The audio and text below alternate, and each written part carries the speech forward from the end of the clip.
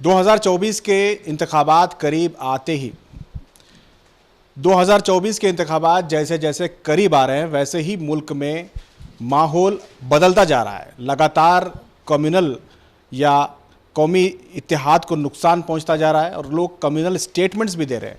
इस सिलसिले में बात करने के लिए इस वक्त हमारे साथ मौजूद हैं बीजेपी के साबिक माइनॉरिटी कर्नाटका के चेयरमैन मुजम्मिल बाबू साहब। और मुजम्मिल बाबू साहब आरएसएस के भी लीडर हैं और हाल ही में बीजेपी ने इन्हें कुछ और अहदे से भी नवाजा है। हम जानने की कोशिश करेंगे। अस्सलाम वालेकुम, नमस्कार। सर ये बताएं कि जिस तरह से चुनाव करीब आते जा रहे हैं माहौल बदलता जा रहा है। हाल ही में राम मंदिर का जो एपिसोड देखा, किस तरह से उसे पब्लिसाइज़ किया गया, मार्केटिंग की गई, उसे बहुत बड़े पैमाने पे फैलाया गया। हर जगह हमें भगवे झंडे नज़र आ रहे थे, बाकायदा इसे पब्लिसिटी इसे दी गई है। तो माहौल देखते हुए आप चूंकि एक माइनॉरिटी लीडर हैं, आप मुस्लिम तबके से आते हैं लेकिन बीजेपी और आरएसएस से भी जुड़े हैं, आप कैसा महसूस करते हैं राम मंदिर को देख? देखिए, ये राम मंदिर का जो मुद्दा है ये आज का नहीं है, ये 500 साल पुराना है। तो जो है इस वास्ते में जो है ये मुद्दे को जो अब भाजपा और नरेंद्र मोदी की जो गवर्नमेंट आई है वो चीज़ जो है उससे जो है ये अल्हम्दुलिल्लाह सरंजाम दिए गए राम मंदिर के ताल्लुक से। राम मंदिर का जजमेंट भाजपा की तरफ से नहीं, कोर्ट से आया है, सुप्रीम कोर्ट से जजमेंट आया है। लेकिन क्रेडिट तो भाजपा ही ले रही है। नहीं, जजमेंट आने के बाद में जो इनिशिएटिव मंदिर तैयार करने में जो है बेशक भाजपा लिए है और मंदिर तामीर की है। और मंदिर तामीर करके भाजपा सिर्फ एक तरफा फैसला नहीं किए हैं। कोर्ट से जब 5 एकड़ ज़मीन देते हैं बोले हैं तो उस वास्ते में भाजपा करिए ये एक सोची है, ये करना चाह रही है कि एशिया की नंबर 1 मस्जिद बनाना चाह रही है, जिसका संग बुनियाद जो है मक्के मुअज़्ज़मा के जो है इमाम को जो है सुदैई साहब को बुला के संग बुनियाद रखना चाह रहे हैं। अगर भाजपा कम्युनल होती तो मंदिर खुद बनती थी, बस खामोश होती। मंदिर के साथ मस्जिद बनने का भी ऐलान किए तो भाजपा कम्युनल होने का सवाल ही पैदा नहीं होता। अब हाल ही में देखिए भाजपा के इनिशिएटिव से, भाजपा के जो दूरंदेशी से, भाजपा के पूरे मेहनत और मशक्क़त के साथ जो है सब अबू धाबी के जो है मस्जिद में, अबू धाबी के एरिया में जो है मंदिर तामीर कर रहे हैं। अबू धाबी वाले भी ताउन किए हैं और बेहतरीन मंदिर तामीर कर रहे हैं। तो इसमें हिंदू मुस्लिम एक बोल के एकता दिखाने के लिए भाजपा कोशिश कर रही है और अल्लाह ताला कामयाब भी करा है। बगैर अल्लाह के हुक्म के उसकी भी होने का नहीं है। तो उसमें उनकी भी अल्लाह की तरफ से भी मदद होकर मंदिर बनी है।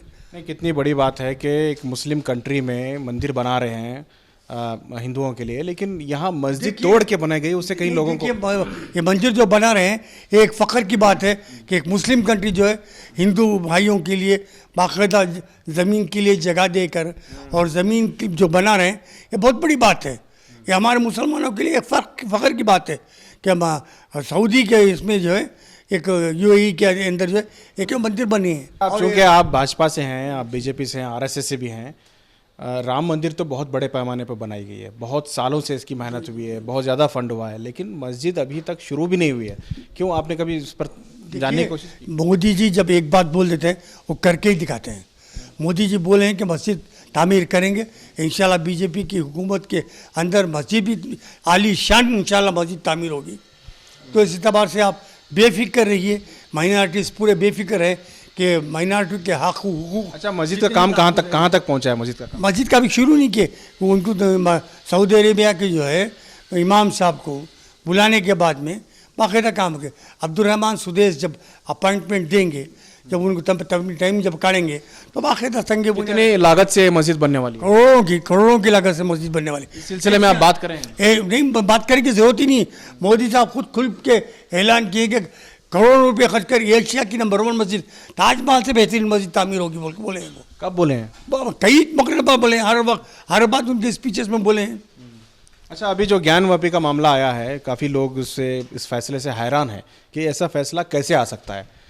उस फैसले को कैसे देख रहे हैं कि मस्जिद के सहन में पूजा की इजाज़त दी गई है? देखिए, ये कोर्ट का मामला है, कोर्ट की इजाज़त दी है।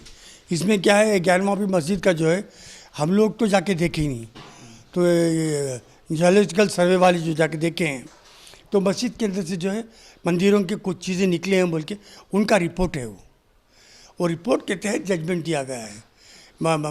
दूसरे वहाँ के लोकल्स का भी नहीं, माइनॉरिटीज़ का भी नहीं।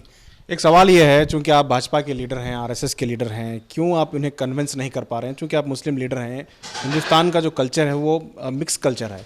बहुत सारे बादशाह जो है सेकुलर थे, तो मस्जिद मंदिर एक साथ बनाए हैं, एक मिट्टी से बनाए, एक पत्थर से बनाए हैं। हो सकता है कि डिज़ाइन इस तरफ भी हो, उस तरफ भी हो, सिर्फ एक डिज़ाइन, एक छोटी सी चीज़ को इशू बना के जो है इस तरह से अगर मस्जिद मंदिर पर लड़ते रहेंगे तो फिर देश की तरक्की कैसे होगी? नहीं, देश की तरक्की अपनी जगह है, बाकायदा होगी। ये मंदिर मस्जिद का जो मसला है हम लोग आपस में निपटा लेना है, आपस में निपटा के जो है। अभी तो एक राम मंदिर का मामला निपटा ही था, फिर ज्ञानवापी शुरू हो चुका है। देखिए, आप ये क्यों नहीं समझ रहे कि ज्ञानवापी मस्जिद के अंदर से जो है तो हिंदुइज्म के उनके कल्चर की जो चीज़ें जो हैं वो फ्राहम हुए हैं। कहाँ फरम? कुछ भी नहीं फरम हुआ है। कोर्ट का स्टेटमेंट देखो आप, कोर्ट का रिकॉर्ड उठा के देखो आप, कोर्ट से निकला है ना। वरना आंख बन के कोर्ट जजमेंट नहीं देता ना। कोर्ट जो है आंख उसमें ये बताया जाता है कि पहले वहाँ पूजा होती थी सहन में, लेकिन मस्जिद कमेटी वाले और तमाम लोगों ने कहा कि कभी वहाँ पूजा हुई नहीं है। देखिए, ये आपकी जनरेशन बोल रही है, प्रीवियस, इससे पहले उसके पहले की जनरेशन को देखो आप, उल्टा क्या है देखो मंशा, वो देख के बात कीजिए आप। मतलब आप मस्जिद के हक में नहीं है? मस्जिद के बाकायदा हक में ही, मस्जिद की जगह कोर्ट जो है मस्जिद बंद करके पूजा करो कहीं जजमेंट नहीं दिया है। मस्जिद के अंदर, मस्जिद का जितना मस्जिद है वहाँ हम नमाज पढ़ सकते हैं। बात इश्यू हो रही है कहाँ का, वो हाउस है ना, हाउस की बात हुई है, मस्जिद के सहन की बात हो रही है। पूरी मस्जिद कहीं भी जो एक्वायर करो बोल के जजमेंट नहीं आया ना, पूरी मस्जिद एक्वायर करो करके हर किसी जजमेंट नहीं आया। मस्जिद जितनी है मस्जिद में नमाज पढ़ो, नमाज पढ़ने की इजाज़त दिया है, तो काम मुसलमानों के खिलाफ जजमेंट हुआ है? बताइए आप मस्जिद में पूजा करेंगे तो वो खिलाफ नहीं है? मस्जिद में पूजा नहीं, मस्जिद के सहन में, मस्जिद के अंदर पूजा करो कहीं नहीं है वो। मस्जिद का सहन मस्जिद ही होता है। नहीं, मस्जिद का अहाता जो है वो का अंडरग्राउंड में बताया। मस्जिद के अंडरग्राउंड की बात अलग है। मस्जिद के अंडरग्राउंड कौन बनाया है? मस्जिद के अंडरग्राउंड प्रीवियस है वो। मस्जिद जो है आज की नहीं, सदियों पुरानी मस्जिद है वो। मस्जिद कमेटी का कहना है कि इस मस्जिद को 3 बार या 2 बार जो है रिनोवेशन अलग अलग बादशाहों ने किया है। कैसे कोई बता सकता है कि वहाँ मंदिर थी नहीं थी? जब हम खुद नहीं बता सकते, जब हम खुद नहीं बता सकते तो इसीलिए जियोलॉजिकल सर्वे को अपॉइंट किया। जियोलॉजिकल जो सर्वे जो है वो जो है सर्वे करके वो उनका रिपोर्ट दिए, उनके रिपोर्ट के तहत कोर्ट फैसला लिए। अच्छा, ये बताइए सिलसिला कब थमेगा, मस्जिद मंदिर का सिलसिला कब बीजेपी इसका हाथ छोड़ेगी और देश की तरक्की की तरफ कब जाएगी? अभी इलेक्शंस के बाद में इंशाल्लाह देखिए बहुत सी तब्दीलियाँ आने के हैं, बहुत से अब मोदी जी जो हैं अगर वैसा मुसलमानों के खिलाफ होते तो सूफियों के लिए ये सब जो है एक नहीं बनाते थे। हर एरिया को साथ लेके चल रहे हैं। लेकिन अभी हाल ही में जो है सलमान अजहरी को अरेस्ट कर लिया गया, उनका छोटा सा एक शेयर था उसे जो है मुद्दा बनाया गया, इस तरह से एटीएस जो है अरेस्ट करती है, ये सब क्या है? देखिए, हमारे कौम भी जो है सोच समझ के बयान देना है। हाँ, अल्लाह ताला खुद बोला है कि ज़बान को जो है, ज़बान को दान दिया हूँ, जबड़े दिया हूँ, होंठ दिया हूँ, उसके अंदर में उसको हिफाजत किया हूँ। सवेरे उठने से जिस्म का हर एक हिस्सा अल्लाह से दुआ करता है, अल्लाह ज़बान को तो काबू में रख। ज़बान हलती है मगर हम लोग पूरे जो है उसको खिमाजा भुगतते हैं, बोल के बदन का हर एक हिस्सा बोलता है वो। बीजेपी के एक एमपी पार्लियामेंट में एक मुस्लिम एमपी को कटवा कहते हैं, अजीब अजीब तरह की गाली देते हैं, उन पर कोई कार्रवाई नहीं हुई। जो हो गई बात, वो बात हो गई, वो दोनों आपस में एक हो गए तो उसका जिक्र आप एक हो गए। वो हमारा वो जेडीएस का एमपी दानिश अली और बीजेपी का एमपी दोनों आपस में एक हो गए तो खत्म हो गया। छोड़ो, एक हो गए, एक हो गए, अभी कोई इशू नहीं है। इशू नहीं है वो। लेकिन एक इतनी बड़ी बात कहने वाले पर कोई कार्रवाई नहीं, और एक मौलाना जो है एक शेर कहते हैं, उनकी बात होगी। ये मौलाना भी शेर जो है कहने की जगह रहती है, वहाँ बोलना है उसका शेर। अगर मैं शेर कहूँ तो उसका रेट्रोस्पेक्टिव इफेक्ट क्या होता है पहले सोचना चाहिए। वो मतलब बोलने की आज़ादी भी नहीं है। आज़ादी है भाई, तरीके से बोलिए आप, बोलिए अपने तरीके से बोलिए आप। तो इसमें ऐसा ना बोलिए कि कौम भड़क जाए। ये आप खुद जानते हैं, मैं जानता हूँ कि हमारे कौन जज्बाती है। किसी के जज्बात को ललकारना या उभारना ये गलत बात है ना। अच्छा, आने वाले सब खुद बोले कि मसलियत से जाओ बोल। हमारी कौम अगर मसलियत इख्तियार कर ली तो कहाँ से कहाँ पहुँच सकती है। मुसलमानों को ईमान के साथ सौदा नहीं करना चाहिए। नहीं, हरगिज़ नहीं करना चाहिए, हरगिज़ नहीं करना। ईमान अपनी जगह है, देशभक्ति अपनी जगह है, मगर देशभक्ति जो है हुब्बुल वतन निस्फुल ईमान बोल के खुद सरकार द्वारा फरमाए ना।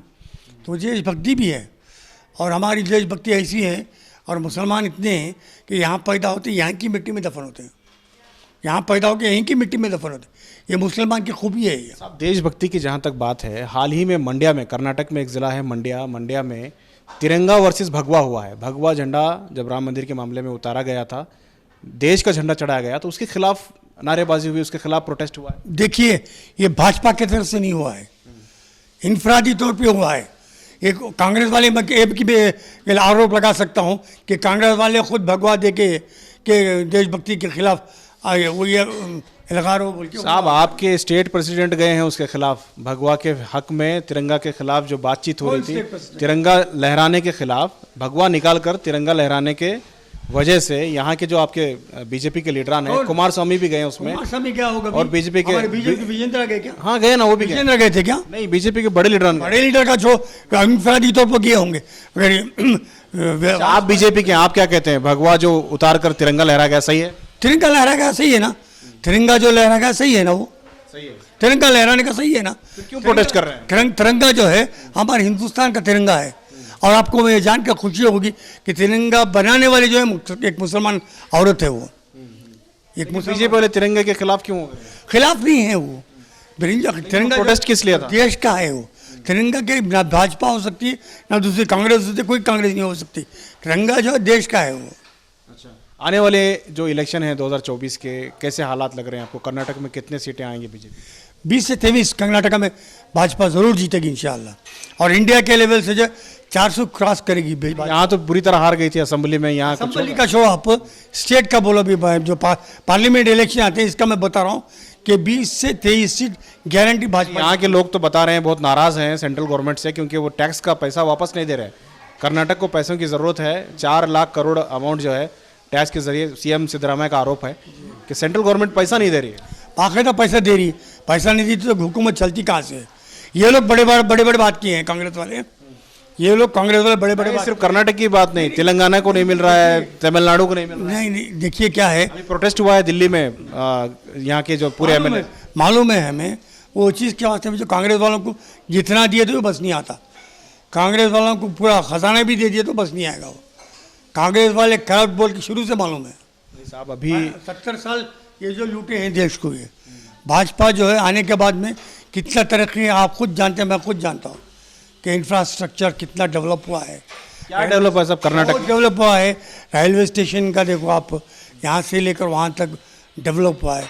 यूपी के अंदर जो इंटरनेशनल स्टैंडर्ड के रेलवे स्टेशन बनाने के लिए मोदी जी इनिशिएटिव लिए हैं। अच्छा, रेलवे स्टेशन का रिनोवेशन हुआ है, और क्या हुआ है? रोड की कनेक्टिविटी नहीं है, ऑल ओवर इंडिया रोड की कनेक्टिविटी नहीं है। हाईवेज जाकर देखिए आप, बहुत पहले से ही है। नहीं अभी देखो, अब बेंगलुरु से मैसूर का पहले से आपकी हुकूमत थी पिछले, इससे पहले वाली जो हुकूमत बीजेपी की थी, कर्नाटक में क्या काम किया? कर्नाटक में बहुत से बेहतरीन काम किए हैं। हमारी हुकूमत ही डेवलप की है ना। कांग्रेस वाले क्या किए हैं? क्या कुछ भी है ही नहीं। आप मैं एक सवाल करता हूँ, कांग्रेस वाले आके 7 महीने हो गया, क्या डेवलप करके बताइए आप मुझे। आप पिछले 5 साल का हिसाब नहीं दे रहे। दिए है ना, बाकायदा हिसाब दिए है ना। हिसाब नहीं दिए तो कांग्रेस वाले छोड़ते। धरना करने में कांग्रेस वाले फेमस हैं, ये खुद रास्तों पे उतर जाते हैं बाकायदा। हम लोग अच्छा, आप चूंकि आप भी कर्नाटक के रहने वाले हैं, कर्नाटक को इस वक्त, कर्नाटक से तकरीबन 4 लाख करोड़ या तकरीबन आसपास का अमाउंट जो है टैक्स के जरिए सेंट्रल गवर्नमेंट को जाता है, उसकी जो रिटर्न देना है उन्हें कुछ भी नहीं मिल रहा है, तो आप क्या कहेंगे? ये गलत बात है, कुछ भी नहीं दे रहे बोल के, ये बात गलत है। दे रहे हैं ये लोग, जाके जो है रिक्वेजिशन दी है तो बाकायदा काम होता है ना। मोदी जी तो प्रोटेस्ट भी करके आप, आपके अपील क्या है? हम मोदी जी वैसे रिजिड पर्सनालिटी नहीं है। मोदी जी के पास जाए तो बाकायदा वो इंसाफ करेंगे। वो तो जा रहे हैं, नहीं होने पे प्रोटेस्ट भी कर रहे हैं, आपके तरफ से क्या कोशिश? नहीं, हमें खुला बोल रहे हैं ना कि भाई जब कांग्रेस वाले इख्तियार में हैं तो उनकी कोशिश करते हैं। इंशाल्लाह जब हमारी बीजेपी गवर्नमेंट आ रहे हैं तो हद से बेहतरीन तरीके से कर्नाटक का भला होगा। ओके, बहुत बहुत शुक्रिया। ये थे मुजम्मिल बाबू साहब, काफ़ी अहम सवालों के जवाब उन्होंने दी। आगे भी हम आपसे अपडेट इनके ताल्लुक से या इनके बयान आप तक पहुंचाते रहेंगे। कैमरा पर्सन समीर के साथ शाहिद काजी, बेंगलुरु।